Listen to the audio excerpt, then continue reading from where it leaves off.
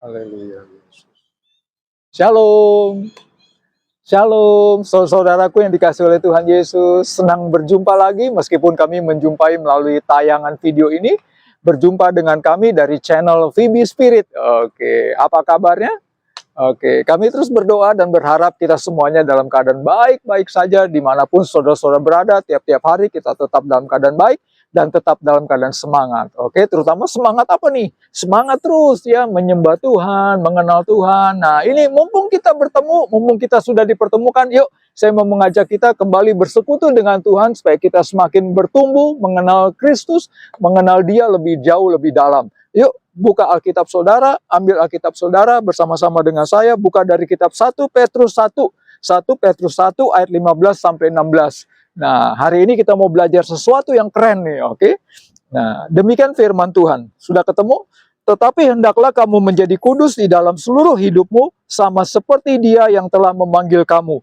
Sebab ada tertulis, kuduslah kamu sebab aku kudus. Sekali lagi, sebab ada tertulis, kuduslah kamu sebab aku kudus. Nah, tema pembelajaran kita kali ini bicara tentang menjadi orang keren. Woi, orang keren. Oke, setuju?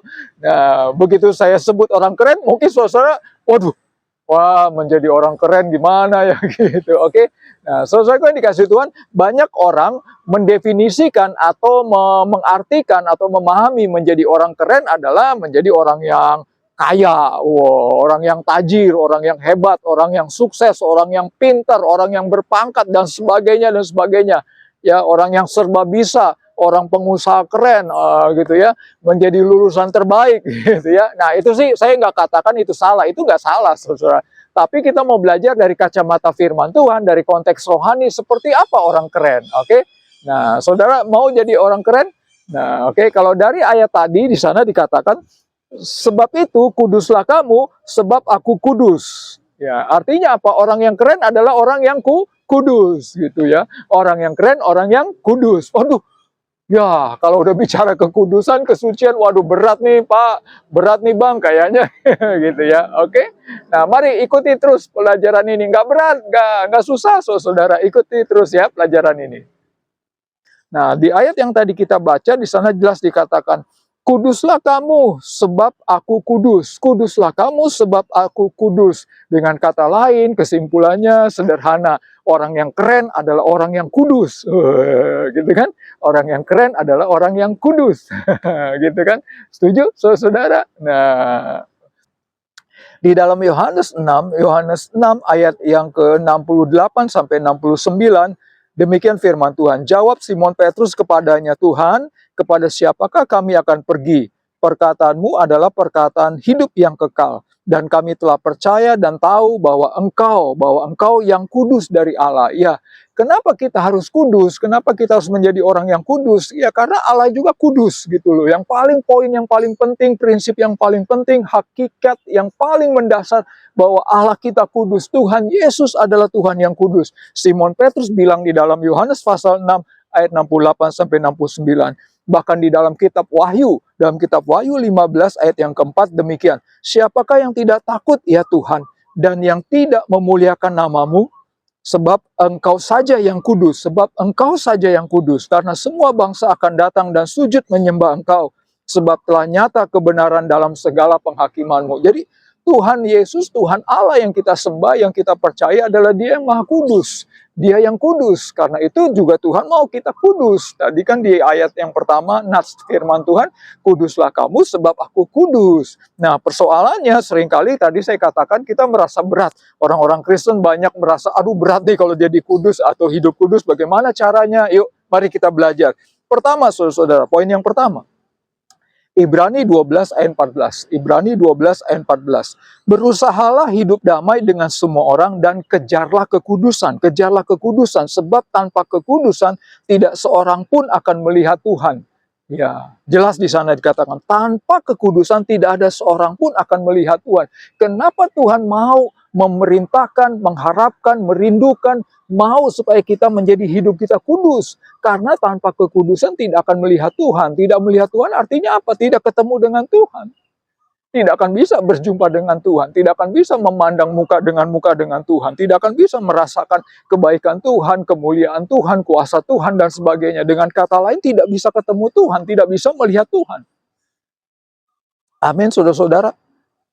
Kan jelas tadi firman Tuhan di ayat pembelajaran kita, karena itu, sebab itu, kuduslah kamu, sebab aku kudus. Artinya kalau kita nggak kudus, nggak ketemu Tuhan, karena Tuhan kudus, kan gitu kan. Kudus, ketemunya kudus, gitu. Suci, ketemunya suci. Baik, ketemunya baik. Benar, ketemunya benar, gitu kan.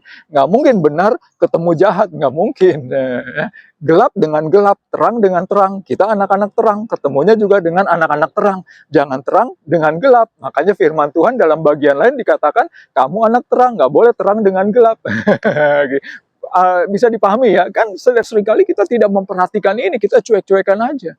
Oke, saudara, dengan saya kita datang setiap minggu ke gereja, kita datang ibadah setiap hari Minggu, atau mungkin pagi-pagi kita berdoa, malam hari kita berdoa. Tapi yang saya mau katakan, tanpa kekudusan kita tidak akan melihat Tuhan. Artinya tidak akan bertemu dengan Tuhan. Berarti bagaimana? Bisa jadi hari-hari ibadah-ibadah kita sebetulnya bohong di mata Tuhan. Doa-doa kita semuanya lolos, bohong di mata Tuhan. Kita nggak ketemu Tuhan, orang kita nggak kudus. Bisa dipahami, saudara. Jadi mengapa penting kita harus menjadi kudus? Kenapa penting kita harus hidup kudus? Kenapa Tuhan bilang kuduslah kamu sebab aku kudus? Kalau kita nggak kudus, kita nggak bakal ketemu Tuhan, kita nggak bakal masuk surga. Bisa dipahami, saudara. Pertanyaan saudara dengan saya, kita mau masuk surga nggak? Kalau saya pengen masuk surga, saya yakin saudara-saudara juga gitu. Karena itu kita harus mau hidup kudus. Bang, tapi berat, Pak. Pak Pendeta, tapi berat. Enggak berat, bisa gampang. Ikuti terus pembelajaran kita hari ini. Saudara, dalam Lukas 1 ayat 74-75. Supaya kita terlepas dari tangan musuh, dapat beribadah kepadanya tanpa takut dalam kekudusan dan kebenaran di hadapannya seumur hidup kita. Nah, kalau kita kudus, maka kita dapat beribadah kepadanya dengan tanpa rasa takut, tanpa rasa khawatir. Loh, doa saya didengar Tuhan nggak ya? Gitu ya. Doa saya didengar Tuhan nggak ya? Nah, kenapa? Kan kita kudus. Kalau kita udah kudus, mah kita pasti, kita dengan yakin, kita dengan penuh kepercayaan diri, oh, pasti doa kita diterima, pasti ibadah kita diterima. Tapi kalau kita tidak dalam kekudusan, jangan harap ibadah doa kita dan semua seremonial, tata-tata ibadah kita di hadapan Tuhan, semuanya diterima Tuhan. Jangan harap kalau kitanya nggak hidup kudus. Nah, kalau kita hidup kudus, ya sudah, kapan saja kita datang, kita berdoa, Tuhan pasti dengar, Tuhan pasti jawab, dan sebagainya, dan sebagainya. Nah, pertanyaannya, bagaimana caranya? Oke, saya mau hidup kudus, gimana caranya? Yohanes 3 ayat 5-7. Jawab Yesus, aku berkata kepadamu, sesungguhnya jika seorang tidak dilahirkan dari air dan roh, ia tidak dapat masuk ke dalam kerajaan Allah. Apa yang dilahirkan dari daging adalah daging, dan apa yang dilahirkan dari roh adalah roh. Janganlah engkau heran, karena aku berkata kepadamu, kamu harus dilahirkan kembali. Saudara-saudaraku yang dikasih Tuhan, apa yang dimaksud ayat-ayat ini? Ini bicara tentang lahir baru atau dilahirkan kembali atau pertobatan. Ya, pertobatan lahir baru gimana maksudnya? Kita mau sungguh-sungguh bertobat datang kepada Tuhan Yesus, percaya, menerima Tuhan Yesus sebagai Tuhan dan Juru Selamat dalam hidup kita, hidup mengikut Kristus sungguh-sungguh, maka kita dilahirkan kembali. Dengan itu kita namanya sudah lahir baru atau dilahirkan kembali. Dan pada saat itu kita menjadi kudus. Ya. Saudara, banyak orang Kristen berpikir, saya kan dilahirkan dari keluarga Kristen, otomatis saya Kristen, otomatis saya kudus, otomatis saya bisa percaya kepada Tuhan Yesus. Oke, silakan saudara berdasarkan prinsip saudara, analogi saudara, orang Kristen pasti jadi Kristen, bisa berdoa kepada Tuhan Yesus, silakan. Pertanyaannya, apakah saudara yakin saudara dikenal oleh Tuhan Yesus? Itu kan analogi kita, itu kan pemandangan kita, itu kan pemahaman kita. Saya dilahirkan dari keluarga Kristen, otomatis saya Kristen, otomatis saya bisa kepada Tuhan Yesus. Itu kan baru pemandangan kita. Pertanyaannya kita balik, apakah Tuhan Yesus mengenal saudara? Sama seperti analoginya, ada banyak orang bilang begini, oh saya kenal, saya tahu presiden kita Pak Prabowo. Sekarang saya balik, saya tanya Pak Prabowo kenal nggak Madison? Kira-kira jawabannya apa? Bisa dipahami, saudaraku. Yang pertama adalah perlu lahir baru. Waktu kita lahir baru, bertobat, sungguh-sungguh menerima Tuhan Yesus masuk ke dalam hati kita, maka kita menjadi kudus. Pada saat itu kita menjadi kudus, dan kita datang di hadapan Tuhan, dan kita sebagai orang kudusnya, dan kita bisa datang kepada Tuhan, melihat Tuhan, bertemu dengan Tuhan. Bisa dipahami, saudaraku yang dikasih Tuhan. Jadi, tidak serta-merta kalau kita menjadi orang Kristen, dilahirkan dari keluarga Kristen, langsung menjadi kudus. Oh, belum tentu. Belum tentu, tidak serta-merta, saudara. Tetap harus pertobatan. Karena setiap manusia, setiap orang lahir dalam keadaan dosa. Masih ingat, saudara? Ya. Masih ingat? Roma pasal 3 ayat 23. Semua orang telah berdosa. Semua orang. Nggak ada yang nggak berdosa. Jadi harus lahir baru, harus bertobat lagi. Harus bertobat dulu sungguh-sungguh. Oke? Poin yang kedua, kita masuk poin yang kedua. Kisah Para Rasul 2 ayat 38. Jawab Petrus kepada mereka, bertobatlah, dan hendaklah kamu masing-masing memberi dirimu dibaptis dalam nama Yesus Kristus untuk pengampunan dosamu, maka kamu akan menerima karunia Roh Kudus. Kamu akan menerima karunia Roh Kudus. So, saudara, bagaimana kita bisa menjadi hidup kudus? Tadi dikatakan di sana jelas ya. Kisah Para Rasul 2 ayat 38. Jawab Petrus kepada mereka, bertobatlah dan hendaklah kamu masing-masing memberi dirimu dibaptis dalam nama Yesus Kristus. Tadi yang lahir baru tadi. Di poin pertama, bagaimana caranya kita menjadi hidup kudus? Lahir baru, bertobat kepada Tuhan Yesus sungguh-sungguh. Oke? Maka kamu akan menerima Roh Kudus. Jadi bagaimana kita menjadi kudus? Kalau ada Roh Kudus, kalau kita mendapat karunia Roh Kudus. Ya. Kisah Para Rasul 1 ayat 8. Tetapi kamu akan menerima kuasa kalau Roh Kudus. Kamu akan menerima kuasa kalau Roh Kudus turun ke atas kamu, dan kamu akan menjadi saksiku di Yerusalem dan di seluruh Yudea dan Samaria dan sampai ke ujung bumi. Saudaraku yang dikasih Tuhan, persoalannya kalau Roh Kudus turun ke atas kamu. Firman Tuhan bilang ya, Rasul Paulus pintar, saudara ya. Kamu akan menerima kuasa kalau Roh Kudus turun ke atas kamu. Kalau Roh Kudusnya turun, pertanyaannya turun nggak? Dari mana kita tahunya Roh Kudus turun ke dalam hidup kita? Dari mana kita tahunya Roh Kudus datang ke hidup kita? Kembali lagi, waktu kita bertobat, lahir baru tadi.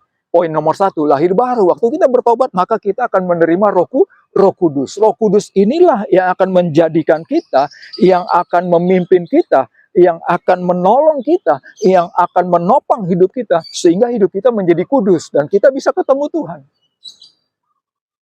Ya, karena Roh Kudus itu kan Allah sendiri, pribadi Allah yang ketiga. Dia akan membawa kita, membuat kita bertemu dengan Tuhan Allah.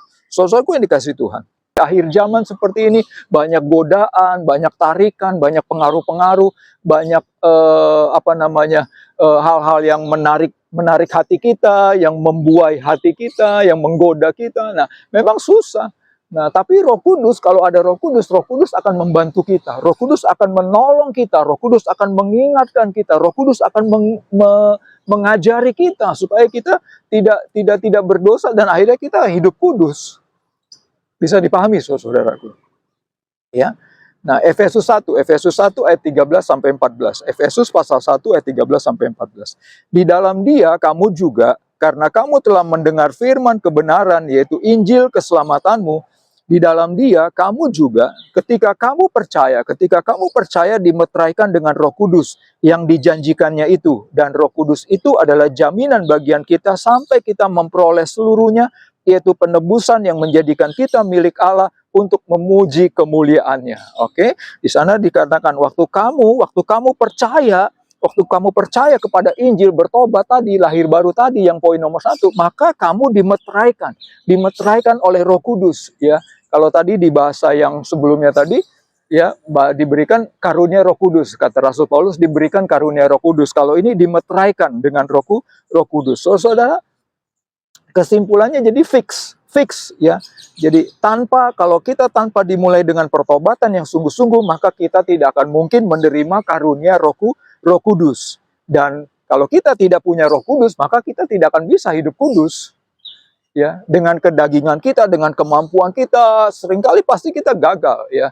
Mungkin kita punya niat begini, oke, mulai besok saya mau berubah, saya mau jadi orang baik mulai besok saya mau jadi orang yang dermawan mulai besok saya nggak mau gangguin cewek-cewek mulai besok saya nggak akan bohong sama orang tua mulai besok saya Mungkin kita punya niat seperti itu, tetapi kalau kita mengandalkan kemampuan diri sendiri, kedagingan kita, tidak akan bisa.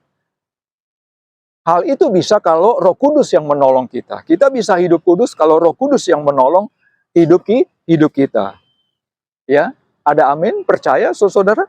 Poin yang ketiga, yang terakhir, Yohanes 17 ayat 17 dan 19. Yohanes 17 ayat 17 dan 19. Kuduskanlah mereka dalam kebenaran. Firman-Mu adalah kebenaran. Dan aku menguduskan diriku bagi mereka, supaya mereka pun dikuduskan dalam kebenaran. Jadi kudus itu dalam kebenaran. Kebenaran itu apa? Kebenaran itu firman Tuhan. Jadi kalau kita mau kudus, kita harus hidup dalam firman Tuhan. Iya, kalau kita mau kudus, kita harus hidup dalam firman Tuhan. Sebab firman Tuhan itu kebenaran. Dan kebenaran firman itu yang akan menjadikan kita kudus. Ya. Di dalam kisah 20, kisah para rasul 20 ayat 32. Dan sekarang aku menyerahkan kamu kepada Tuhan dan kepada firman kasih karunia-Nya, yang berkuasa membangun kamu dan menganugerahkan kepada kamu bagian yang ditentukan bagi semua orang yang telah dikuduskannya. Nah, jadi jelas di sana di dalam kisah para rasul 20 ini bahwa kepada firman kasih karunia-Nya yang berkuasa membangun kamu dan menganugerahkan kepada kamu bagian yang ditentukan bagi semua orang yang telah dikuduskannya. Jadi dengan firmanlah kita dikuduskan. Dengan firman Tuhan kita menjadi kudus. Kenapa? Ya, oke, kita lihat di dalam 2 Timotius 3 ayat 16. 2 Timotius 3 ayat 16. Demikian firman Tuhan. Segala tulisan yang diilhamkan oleh Allah memang bermanfaat untuk mengajar, untuk menyatakan kesalahan, untuk memperbaiki kelakuan, dan untuk mendidik orang dalam kebenaran. Ya, jadi firman Tuhan itu adalah supaya untuk mengajari kita, menyatakan kita akan kesalahan kita, memperbaiki kelakuan yang salah, untuk mendidik kita semakin menjadi orang yang benar, semakin menjadi mengerti akan hal-hal tentang rohani dan sebagainya dan sebagainya. Dengan kata lain, akhirnya kita hidup kudus. Jadi dari firman Tuhan itu akan mengajari kita, menyatakan kesalahan kita, mendidik kita. Jadi semakin hari kita semakin benar dan semakin kudus. Ya, makanya sekali lagi, kalau kita mau hidup kudus, maka kita harus hidup dalam firman Tuhan. Bisa dipahami ya. Saya percaya ini hal yang gampang, saudara. Ya. Tanpa firman Tuhan, maka kita tidak akan bisa hidup dalam kekudusan. Ya, apalagi hari-hari ini, akhir zaman ini, waduh, saudara ya.